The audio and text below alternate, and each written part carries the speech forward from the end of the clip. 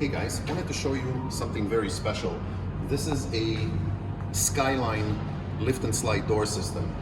The idea behind this door is to have it completely frameless.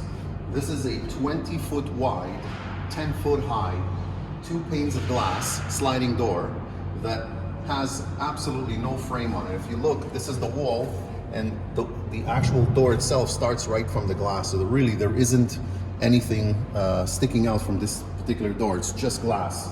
The only thing you have is the center post between the two panels, which is 1 inch thick. That's the only obstruction on this 20-foot door.